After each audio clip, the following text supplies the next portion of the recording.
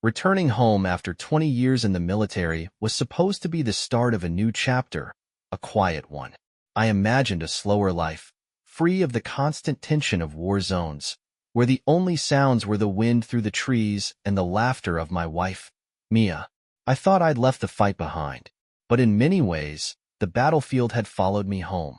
Civilian life was harder than I'd expected. Nights were the worst. The silence was suffocating, almost louder than the chaos of combat. When I lay in bed staring at the ceiling, I could still hear the distant echoes of gunfire, see the faces of men I couldn't save. Mia would turn over, sometimes place a hand on my chest, and murmur that everything was okay. But even in her comfort, I could feel the gap between us. She'd been my anchor during those years away, writing me letters and sending me care packages with silly notes that made me laugh when nothing else could. I clung to those small reminders of home, thinking they'd pull me through. And they did. But now that I was here, standing in the life I'd fought so hard to return to, it felt like I was looking at a stranger. Mia had changed. Maybe I had, too, but there was something about her that didn't fit the picture I had in my head all those years. She was still beautiful, more so, even, but there was a distance in her eyes that hadn't been there before. When I'd come home, she'd welcomed me with open arms, smiling through tears, saying, "I've waited so long for this." But as the months passed, it was like she was still waiting for something, and I wasn't sure it was me. I chalked it up to adjustment. Coming back wasn't easy, not for me and not for her. I told myself she was just tired, overwhelmed by the reality of having me home full-time after so long. But small things started to nag at me, little moments that felt wrong. She started working late more often. At first, it made sense. She was an event planner, and her job demanded late hours. But the late nights turned into weekends, and the excuses piled up. "We're swamped," she'd say. Another client dropped a last-minute project on us. I wanted to believe her. I told myself I was being paranoid, that my years in the military had made me hypervigilant. But when she'd come home, there was a flicker in her smile that didn't reach her eyes. And when she kissed me, it felt rehearsed, like something she had to do instead of something she wanted to. Then there were the moments when I'd find her staring at her phone, her thumb hovering over the screen like she was debating whether to reply to someone. If I walked into the room, she'd lock the screen quickly, too quickly, and smile like nothing was wrong. "It's just work," she said once when I asked about it. "You don't have to worry." And I didn't want to worry. God, I wanted to trust her. I wanted to believe that after everything we'd been through, after all the nights I'd spent praying to make it home to her, there was no way she'd betray me. But then one evening, I found myself sitting alone at the dining table, staring at her untouched dinner. She was working late again, and I'd lost count of how many nights I'd eaten by myself. The house felt hollow, the silence too loud. I reached for my glass of whiskey, my third that night, and tried to drown out the nagging thought that wouldn't leave my head. What if she's lying? The thought felt like a betrayal in itself, but it wouldn't go away. I pushed back my chair, walking into the living room and sitting on the couch.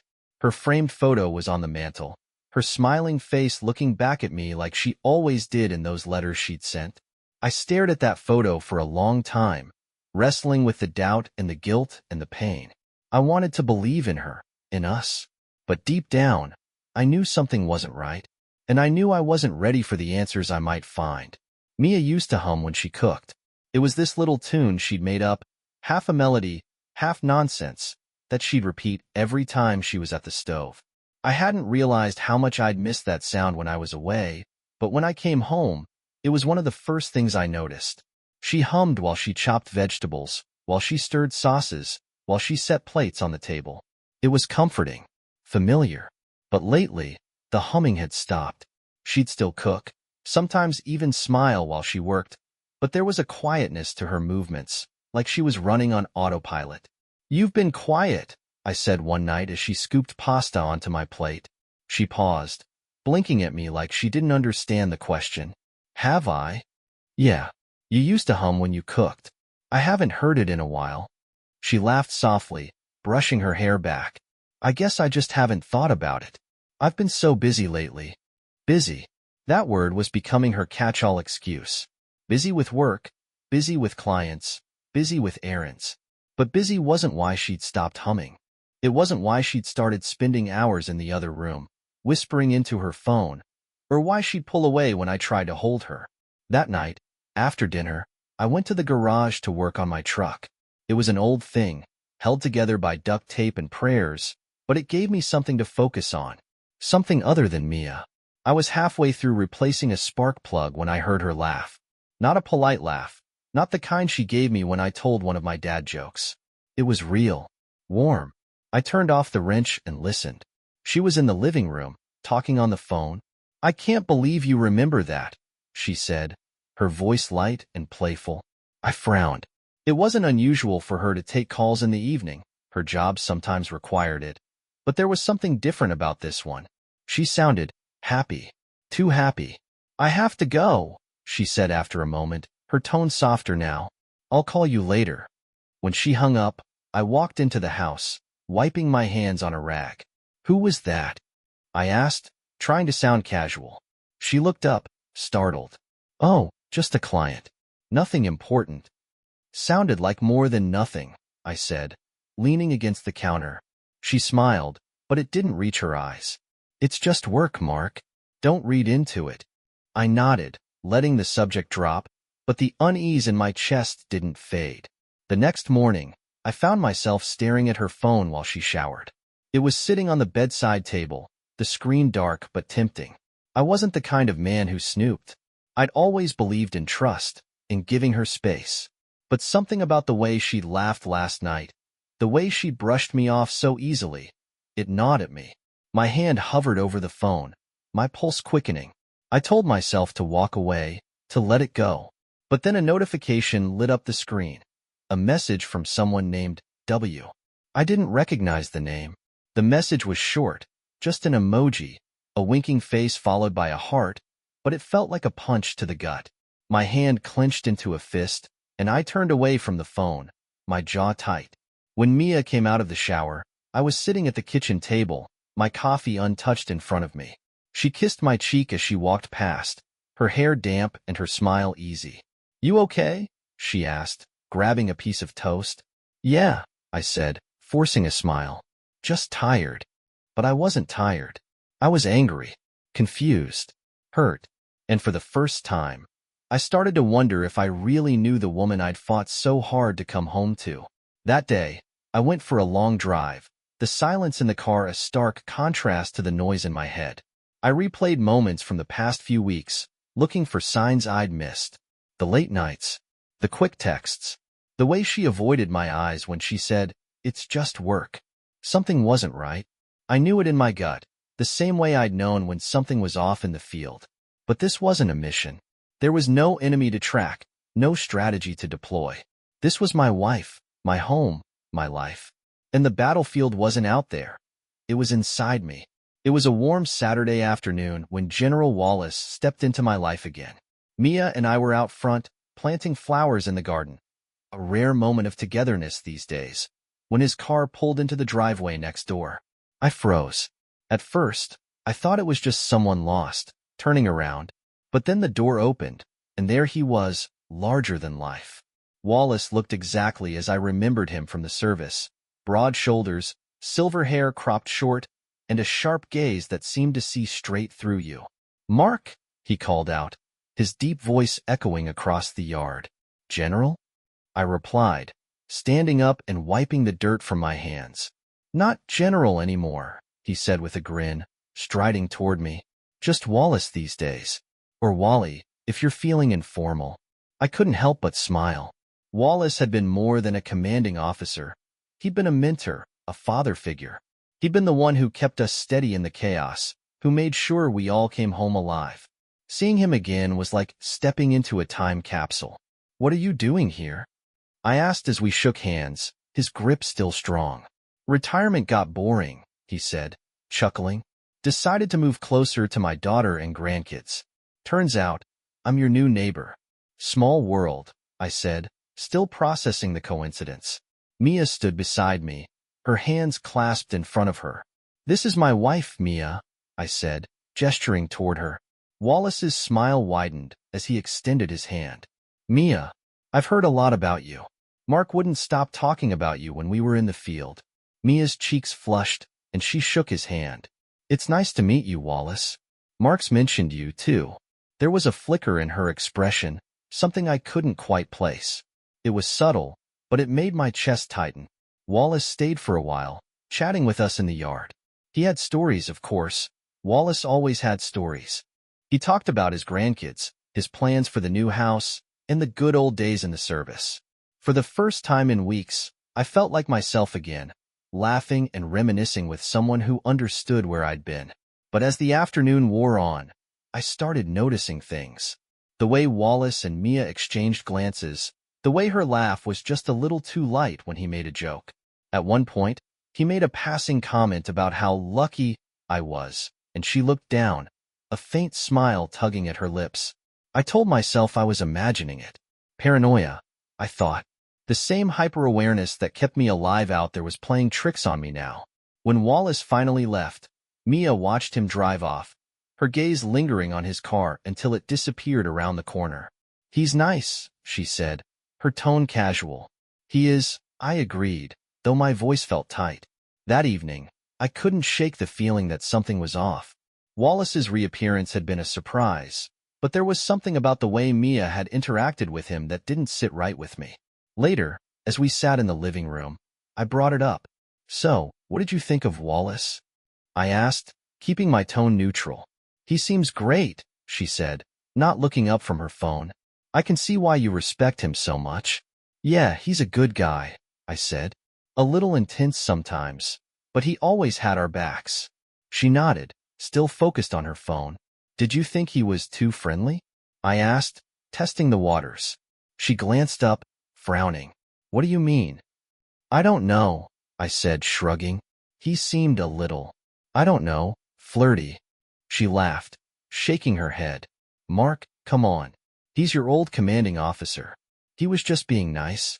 Maybe, I said, leaning back in my chair. It just felt like there was something. Something? She repeated, her tone sharpening. Are you seriously jealous of a retired general who's old enough to be my dad? It's not jealousy, I said quickly. I noticed the way you two looked at each other. She rolled her eyes, setting her phone down. Mark, you're being ridiculous. Wallace is your friend. Don't turn this into something it's not. Her dismissive tone stung, and I didn't press the issue. But as I lay in bed that night, staring at the ceiling, I couldn't shake the unease that had settled over me. Wallace was a good man. He'd been like family to me. But now, with Mia acting distant and Wallace suddenly back in the picture, I couldn't help but wonder, had I missed something? And if I had, what else was I blind to? Wallace became a regular presence after that first meeting. He'd swing by unannounced, standing at the edge of our lawn with his easy grin and booming voice. He always had a reason, borrowing a tool, sharing some gossip about the neighborhood, or just checking in, like the good old days. On the surface, it seemed innocent, harmless. But the more he came around, the more I noticed things I couldn't ignore. It was the way Mia's face would light up when she saw him, the way she laughed just a little too hard at his jokes, even when they weren't funny, the way she leaned in, touching his arm when she spoke to him. At first, I told myself I was imagining it. I didn't want to believe it, didn't want to see what might be right in front of me. Wallace had been like a second father to me during my service. He'd taught me how to lead, how to survive. He'd been there when I was at my lowest, pushing me to keep going. But now, every time I saw him with Mia, something inside me twisted. One evening, I came home from a trip to the hardware store to find Wallace's truck in the driveway. I walked into the house, calling out for Mia, but the house was quiet. I found them in the kitchen. Wallace was sitting at the table, his chair pushed back and his legs crossed, while Mia stood by the stove, stirring something in a pot. They were laughing about something, and the easy familiarity between them made my stomach turn. Oh, hey, Mia said when she saw me. You're back. Yeah, I said, glancing between them. What's going on? Wallace stopped by, she said, her tone casual. I told him I was making chili, and he said he couldn't resist. Wallace grinned, raising a beer and a mock toast. You've got a good one here, Mark. She's a great cook. I forced a smile, setting the bag of supplies on the counter. Yeah, I know. The three of us sat down to eat, but the tension in my chest didn't let up. I watched the way Wallace looked at Mia, the way she smiled at him, and I couldn't shake the feeling that I was the third wheel at my own dinner table. After he left, I confronted her. Does he really need to be here so often? I asked, trying to keep my tone neutral. What are you talking about? She said, frowning. Wallace, I said. He's here all the time. Don't you think it's a little much? She sighed, crossing her arms. Mark, he's your friend. He's lonely. You should be happy he feels comfortable coming around. I am, I said quickly, but it just feels different. Like the way you two act around each other. Stop, she said sharply, cutting me off. You're being ridiculous. Wallace is practically family. There's nothing going on, so just drop it. Her tone left no room for argument, but the look in her eyes wasn't anger. It was guilt. That night, I couldn't sleep. I lay awake, staring at the ceiling, replaying the scene in the kitchen over and over again. I kept telling myself that Mia was right, that I was letting my paranoia get the better of me. But deep down, I knew better. The next day, I was in the garage working on my truck when I noticed something strange. A toy, one of those little wind-up soldiers, sitting on the workbench. It belonged to my son, but he hadn't been in the garage in weeks. I picked it up, frowning. Mia, I called out. She appeared in the doorway, wiping her hands on a dish towel. Yeah, what's this doing in here? I asked, holding up the toy. She blinked, her expression unreadable. Oh, I don't know. Maybe Wallace brought it in? He was showing me something the other day. What was he showing you? I asked, my voice sharper than I intended. Nothing important, she said, brushing it off. He was just reminiscing about his grandkids. Mark, you're overthinking this. Overthinking. That word felt like a slap in the face. I set the toy down and watched as she turned and walked back inside, her shoulders stiff. Later that evening, I went to the garage again. But this time I wasn't looking for tools. I was looking for answers. I rifled through the drawers, the shelves, anything that might give me a clue. And then I found it. An old photo tucked behind a stack of manuals. It was a group photo from my service days, taken at a barbecue. Wallace was front and center, his arms slung around a woman's shoulders. It took me a moment to recognize her. Mia, years younger, smiling up at him. I stared at the photo, my heart pounding in my chest. What the hell was this? How long had they known each other? And why had Mia never told me? I couldn't stop staring at the photo. The image burned itself into my brain. Wallace's arm casually draped over Mia's shoulders, the easy familiarity in the way she leaned into him, the radiant smile on her face. It wasn't the kind of smile you gave a stranger. That night, I waited for Mia to come upstairs. She was cleaning up in the kitchen, moving slower than usual, like she was avoiding me. When she finally came to bed, I could barely look at her. Did you know Wallace before we met? I asked, trying to keep my tone steady. She froze for half a second, but it was long enough for me to notice. What? No. Why would you ask that? I reached for my nightstand, pulling out the photo and holding it up. Then why are you in this picture with him? Her face went pale. Where did you find that? In the garage, I said. It was stuffed behind some manuals. Now, answer the question. She sat down on the edge of the bed, avoiding my gaze. It's not what you think, Mark. Then what is it? I demanded, my voice rising. Because this sure as hell doesn't look like nothing.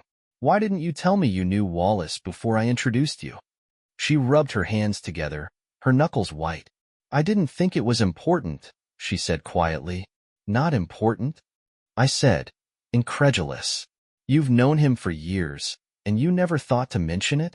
I didn't want you to get the wrong idea, she said, her voice trembling. Well, I'm definitely getting the wrong idea now, I snapped. So why don't you clear it up for me? She sighed, finally looking at me. We met a long time ago, before you and I started dating. He was friends with my dad. We went to a few barbecues, that's it. Nothing happened. Nothing happened? I repeated, my anger boiling over. You expect me to believe that? The way he looks at you, the way you act around him. It doesn't add up, Mia. She stood up, crossing her arms. Mark, you're being paranoid. Wallace is like family. He's always been kind to me, and that's all there is to it. I shook my head, laughing bitterly. You think I'm paranoid? You've been lying to me for months, Mia. The late nights, the secret phone calls, the way you light up every time he's around. It's not in my head. Something is going on. She opened her mouth to argue, but no words came out. Instead, she turned and walked out of the room, slamming the door behind her. I sat on the bed, my hands clenched into fists. I wanted to believe her, wanted to trust that she was telling the truth. But the look on her face when I showed her the photo, it wasn't the look of someone who was innocent. The next day, I left for work early, but my mind wasn't on the job. I kept replaying our conversation, searching for answers in the things she didn't say. By the time I got home that evening, Wallace's truck was in the driveway again. I parked on the street, sitting in my car for a moment before getting out.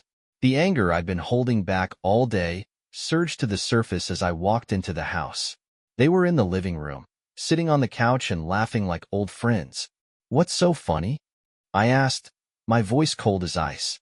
Wallace looked up, his grin fading slightly. "Mark, good to see you. We were just—" "I don't care," I said, cutting him off. "Mia, can we talk? Now." Her smile disappeared, and she stood up, glancing nervously at Wallace. "Mark, don't do this," she said. "Do what?" I said, my voice rising. "Ask my wife why she's spending all her time with my former commanding officer.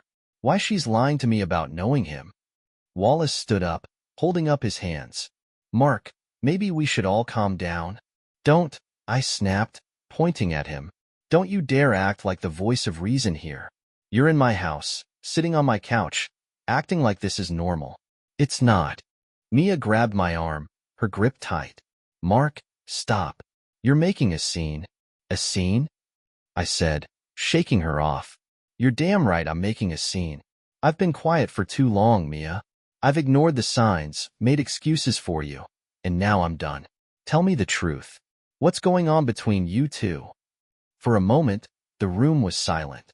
Then Mia's shoulders slumped, and she looked at the floor. "I can't do this right now," she said, her voice barely above a whisper.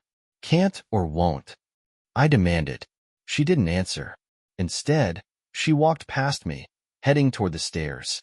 I turned to Wallace, my fists clenched. "How long?" I asked. "Mark, you're upset? How long?" I roared, taking a step toward him. He hesitated, then shook his head. "This isn't the time, Mark.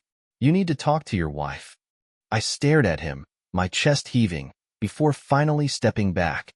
"Get out of my house," I said through gritted teeth. He nodded, picking up his jacket.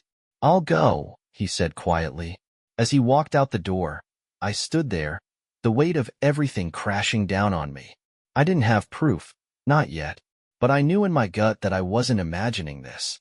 Mia had secrets, and I was going to find out what they were. After Wallace left, I stood in the living room, fists clenched, heart pounding. The thought of him sitting on my couch, laughing with my wife like they didn't have a care in the world, made my blood boil. I wanted to hit him, to knock that smug grin off his face, to make him feel the pain I was feeling. But then, a darker thought crept in. What if that was what they wanted? What if they'd already convinced themselves I was some broken soldier, too damaged by my past to be trusted? Attacking Wallace would only prove their point. It would give them an excuse to label me as unhinged, unstable. I sank onto the couch, my head in my hands. My body trembled with the force of holding back my rage. I couldn't let them win. Not like that. If I wanted justice, if I wanted the truth, I had to think clearly. I had to be smarter than both of them. Revenge. The word rolled through my mind like a drumbeat. But it couldn't be impulsive. It had to be calculated, deliberate, and devastating. Wallace thought he was untouchable. Mia thought I was too blind to see what was happening right in front of me. They were both wrong. The first step was finding proof. Real proof. Something undeniable. Wallace and Mia could deny their relationship all they wanted, but evidence wouldn't lie. That night, while Mia slept upstairs, I started digging. I logged into our shared phone account, scrolling through the call logs. As I suspected, Wallace's number was there. Dozens of calls, some lasting minutes, others lasting over an hour. The timestamps matched the nights she claimed she was working late. Then I checked her text messages. She deleted most of them, but she wasn't careful enough. A few scattered messages remained, and they told me everything I needed to know. Wallace, can't wait to see you tonight. Mia, me too. I'll make an excuse to leave after dinner. I stared at the screen, my heart pounding in my chest. There it was. The confirmation I'd been dreading. I scrolled further, finding a few older messages that hinted at just how deep their betrayal went. Wallace, you looked incredible last night. I couldn't stop thinking about you. Mia, you're too much. Don't make me blush. It was sickening. I couldn't read any more. But I needed more than texts and call logs. I needed to see it for myself. If I wanted to confront them and have any hope of reclaiming my dignity, I needed something they couldn't explain away. The next morning, after Mia left for work, I went to the garage and found an old camera I hadn't used in years. I set it up in the living room, disguising it among the knickknacks on the bookshelf. If Wallace came over again, I'd catch them in the act. That day at work, I couldn't focus. Every second dragged by as I thought about what I might find on that camera. My anger simmered just below the surface, but I forced myself to stay calm. Violence wouldn't solve this. I needed to play the long game. When I got home, the house was empty. Mia hadn't returned from work yet, so I checked the camera. My hands trembled as I scrolled through the footage. At first, there was nothing. Just an empty room, the faint sounds of the house settling. But then, around 2 p.m., the front door opened, and Wallace walked in. He looked around like he owned the place, his body language relaxed and confident. A few minutes later, Mia appeared, smiling as she walked toward him. They embraced, longer than friends should, and she led him to the couch. What followed was worse than I imagined. They sat close, their bodies angled toward each other, their hands occasionally brushing. At one point, Wallace leaned in, his lips dangerously close to hers, and she didn't pull away. I slammed the laptop shut, unable to watch anymore.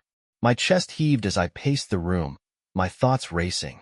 I had my proof, but what was I supposed to do with it? I wanted to storm over to Wallace's house and confront him right then and there. I wanted to wipe that smug expression off his face and make him feel the humiliation I felt. But I stopped myself. Attacking him wouldn't fix this. It wouldn't give me the satisfaction I craved. Wallace was a manipulative man, a predator who thought he could take what he wanted without consequence. If I wanted to make him pay, I had to hit him where it hurt the most. His reputation. Wallace had spent years cultivating an image of power and respect. To the outside world, he was a decorated hero, a man of honor. But I knew the truth. And now, I had the means to expose him. My plan started to take shape. I'd gather more evidence, build an airtight case that would leave no room for denial. Then, I'd release it, quietly, strategically, ensuring it reached the people who mattered most to him. His colleagues, his family, his community. He thought he could ruin my life and walk away unscathed. But he underestimated me. I'd been through war. I knew how to fight. And this time, the battlefield was my own home. I spent the next few days gathering everything I could. The texts, the footage from the hidden camera, even the call logs that mapped out their relationship in black and white. Every piece of evidence felt like another dagger to my chest, but I kept going. This wasn't about emotions anymore. It was about strategy. Wallace thought he was invincible. He was a man who thrived on power, on the respect he commanded in every room he entered. To take him down, I needed to dismantle that image piece by piece. But first, I needed to confront him. It was late afternoon when I parked outside his house.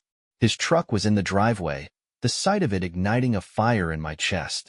I took a deep breath, clutching the folder of evidence I'd brought with me. When I knocked on the door, it took a moment before he answered. His expression shifted the moment he saw me, confident, but with a flicker of unease. "Mark," he said, his tone measured. "Didn't expect to see you here. Can we talk?" I said, my voice steady despite the storm inside me. He hesitated for a fraction of a second before stepping aside. "Come in." The house was exactly what I'd expected, immaculate, filled with tokens of his accomplishments. Framed medals, plaques, photos of him shaking hands with important people. It was a shrine to himself, a testament to the life he'd built on appearances. I sat on the couch, setting the folder on the coffee table between us. He eyed it briefly before sitting down across from me. "I'm guessing this isn't a friendly visit," he said, leaning back. "You'd be right," I said, my tone cold. "I know about you and Mia." His expression didn't change, but I saw the flicker of tension in his jaw. "Mark, I think you're misunderstanding. Don't insult me." I cut him off, my voice sharp. "I have the texts, the call logs, footage of you in my house. Don't even try to deny it."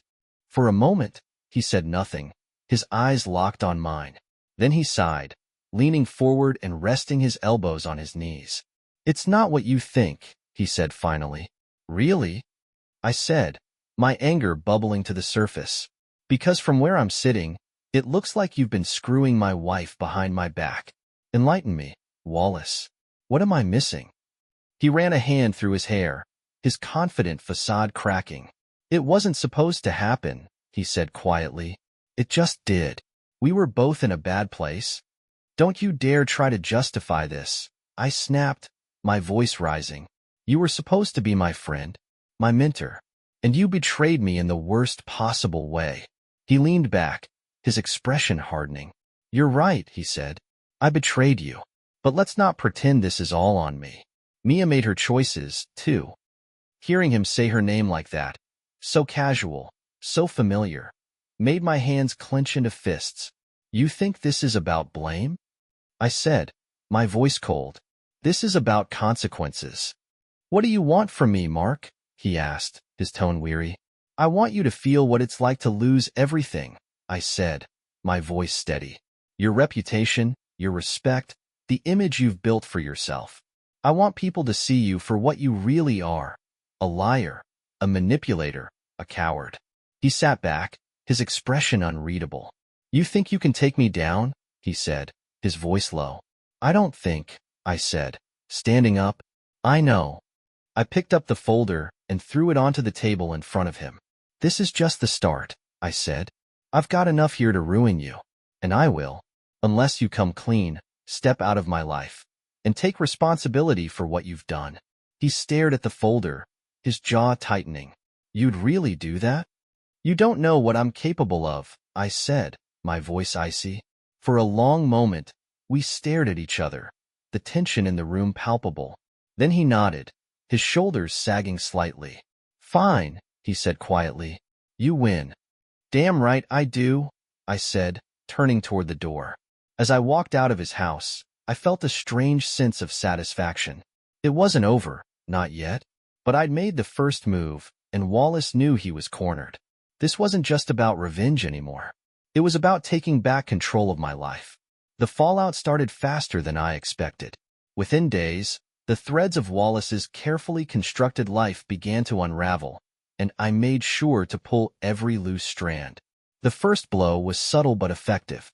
I compiled the evidence, the call logs, the messages, and the footage, and sent an anonymous email to the people who mattered most in his professional and personal life.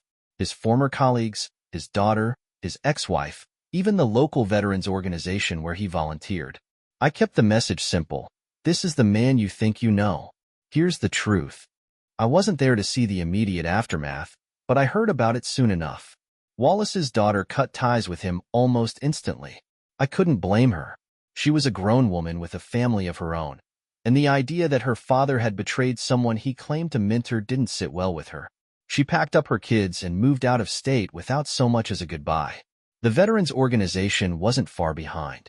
They prided themselves on integrity and honor, values Wallace had publicly preached while privately trampling on them.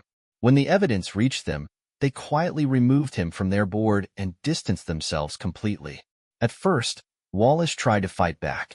He called me, leaving a series of increasingly desperate voicemails. "Mark, you need to stop this," one of them said, his voice shaking with barely concealed anger. "You don't know what you're doing." Another message came the next day. "We can work this out, man. We've known each other too long for it to end like this." By the third voicemail, his tone had shifted to outright pleading. Please, Mark. I'm begging you. You've already done enough damage. Don't ruin my life. I didn't respond. There was nothing left to say. Mia, meanwhile, was unraveling in her own way. She tried to act as if everything was fine, but I could see the cracks in her facade. She was more withdrawn, her smiles more forced. She knew what I'd done to Wallace, and while she didn't say it outright, I could feel her resentment simmering beneath the surface. One evening, she finally broke. "Do you feel better now?" she asked, her voice trembling as she stood in the kitchen. "Do you feel like you've won?" I looked up from my plate, meeting her gaze. "This isn't about winning, Mia. This is about accountability." "Accountability," she snapped. "You've destroyed him, Mark. He's lost everything." "Good," I said, my voice cold. "He deserves it." She slammed her hands on the counter, her eyes blazing. "And what about me? Do I deserve this too? Do you want to ruin me, too?" "You ruined yourself," I said, standing up and facing her. "You made your choices, Mia. You chose to lie. You chose to betray me. Don't stand there and act like you're the victim." Her shoulders slumped, and for a moment, I thought she might start crying. But instead, she shook her head, her voice barely above a whisper. "I didn't mean for it to get this far." "It always gets this far," I said, my tone softer now. "That's what betrayal does. It destroys everything." After that, we barely spoke. I filed for divorce the next morning. She didn't fight it. There was nothing left to fight for. The legal process was quick, thanks to the mountain of evidence I'd gathered. I was awarded full custody of our house and most of our assets. Mia walked away with little more than her personal belongings and a tarnished reputation. Wallace, on the other hand, was a shadow of the man he'd once been. I ran into him once at the grocery store, weeks after everything had come crashing down. He looked older, his shoulders hunched, his face pale and drawn. He didn't say a word to me, and I didn't say a word to him. We passed each other like strangers, and that was fine by me. For the first time in months, I felt like I could breathe again. The weight of betrayal was still there, but it wasn't crushing me anymore. I wasn't done healing, not by a long shot, but I was finally starting to see a future that didn't include Wallace or Mia. The house felt quieter after Mia left. The spaces she used to fill with her presence, our bedroom, the kitchen, even the garden, were now just empty. For a while, the silence was unbearable. It echoed around me, amplifying every doubt, every memory, every question I didn't want to ask myself. But as the days turned into weeks, I realized that silence wasn't my enemy. It was my chance to rebuild. For the first time in years, I had the freedom to focus on myself without the weight of betrayal pressing down on my shoulders. The first thing I did was clear out the house. Anything that reminded me of Mia, anything that carried her scent, her smile, her lies, it all went into boxes. Her clothes, her photos, the little trinkets she'd collected over the years. I left them by the door for her to pick up when she came by for the last time. She didn't linger. She didn't even look me in the eye when she left. And honestly, I was okay with that. I threw myself into small projects to keep my mind occupied. Fixing up the garage, repainting the walls in the living room, rearranging the furniture. Anything to make the house feel like mine again. It wasn't just about the physical changes, it was about reclaiming the space. But the real work was internal. I started going to therapy, a suggestion from one of my old army buddies who'd been through his own rough patch. At first, I hated it. Sitting in a room with a stranger, talking about feelings I'd spent years burying, wasn't exactly my idea of a good time.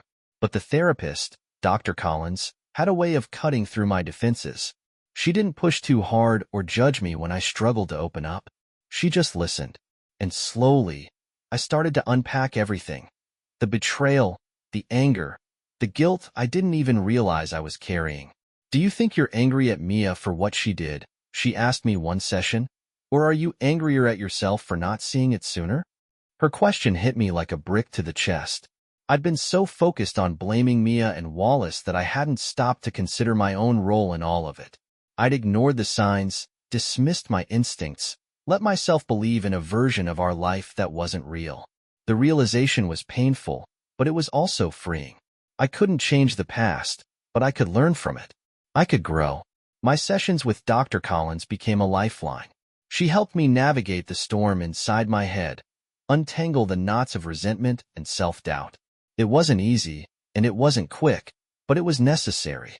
Outside of therapy, I started reconnecting with old friends, guys I'd served with, people who understood the unique kind of brokenness that came with life in the military.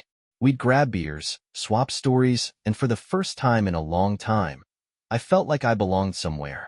One of those friends, Jake, introduced me to hiking. At first, it was just an excuse to get out of the house, to clear my head. But soon, it became something more. There was something cathartic about being out in nature, away from the noise of the world, just me and the trail. On one of those hikes, standing on a ridge overlooking the valley below, I realized something. I wasn't just surviving anymore. I was living. The pain of what Mia and Wallace had done was still there, but it wasn't all-consuming. It was just a part of my story, not the whole thing. I started volunteering at a local veterans organization, helping other guys adjust to civilian life. Sharing my story with them, hearing theirs in return. It was healing in a way I hadn't expected. For every man who'd lost his way, there was another who'd found his footing again. One evening, after a particularly long day at the organization, I sat on my back porch with a beer in hand, watching the sun dip below the horizon. The kids from the neighborhood were playing in the yard next door, their laughter carrying on the breeze. For the first time in what felt like forever, I felt at peace. Not because everything was perfect, far from it, but because I was learning to let go. Mia and Wallace were chapters in my life that I couldn't rewrite, but they didn't define me. I'd survived worse. I'd come out stronger. And as I sat there, the stars beginning to appear in the darkening sky, I realized I wasn't afraid of what came next. Months turned into a year, and the weight of the past began to fade like a distant echo. The scars of betrayal were still there, but they no longer felt like open wounds. Life was moving forward, and for the first time in a long time, I felt like I was moving with it. The house had changed. It no longer carried Mia's shadow in every corner. I'd repainted the walls, replaced the furniture, and filled the space with things that reflected who I was now. The old memories had been replaced with new ones. Friends coming over for poker nights, quiet evenings spent woodworking in the garage, and the steady rhythm of a life rebuilt. One afternoon, as I was organizing tools in the garage, my phone buzzed. It was a message from Jake, the friend who'd introduced me to hiking. Jake, group hike this Saturday. You in? I stared at the screen for a moment before typing back. Count me in. Saturday came quickly, and as I laced up my boots and grabbed my pack, I felt a quiet excitement. The trail we were hiking was one I hadn't done before, and the prospect of exploring something new felt symbolic. The group was lively, full of familiar faces and a few new ones. One of the new faces belonged to a woman named Rachel. She was about my age, with an easy smile and an energy that seemed to light up the group. We ended up walking together for most of the hike, talking about everything from favorite trails to the best pizza spots in town. There was no pressure, no expectations, just two people enjoying the conversation in the fresh air. By the time we reached the summit, I realized I hadn't thought about Mia or Wallace all day. As we stood at the top, looking out over the endless stretch of trees and hills, Rachel turned to me. Beautiful, isn't it? She said. Yeah, I said, my gaze on the horizon. It really is. The weeks that followed were filled with quiet progress. Rachel and I started texting, then meeting up for coffee or a quick hike after work. It wasn't a whirlwind romance. It was slow, steady, and built on mutual respect. She knew about my past, about the betrayal and the pain, and she never pushed me to move faster than I was ready for. One evening, as we sat on my back porch watching the sunset, she turned to me and said, "You've been through a lot, haven't you?" "Yeah," I said, nodding, "but I'm starting to think it was worth it." She raised an eyebrow. "Worth it? How do you figure that?" I took a sip of my drink, letting the moment settle. "Because it brought me here," I said simply. Rachel smiled, and for the first time in years, I felt like I was exactly where I was supposed to be. The past hadn't disappeared, but it no longer defined me. I'd fought my battles, on the battlefield, in my marriage, and within myself, and I'd come out the other side stronger, wiser, and ready for whatever came next. As the sun dipped below the horizon, painting the sky in shades of orange and pink, I leaned back in my chair and let out a breath I felt like I'd been holding for years. Life wasn't perfect. It never would be. But it was mine. And that was enough.